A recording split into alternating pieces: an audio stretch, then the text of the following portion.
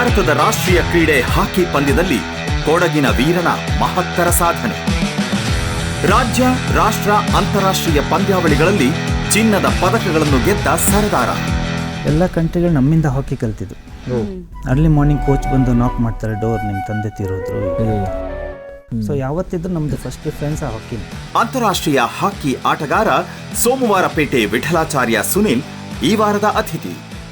ನನ್ನ actually start ಆಗಿದೆ ಹಾಕಿ ಸೌದೆಯಿಂದ. ನಾನು ಹಿಂತಿರುಗಿ ನೋಡಿದ್ರೆ ಇದು ನಾನೇನಾ ಅಂತ ಆಗುತ್ತೆ ಒಂದ್ಸಲ ನನಗೆ.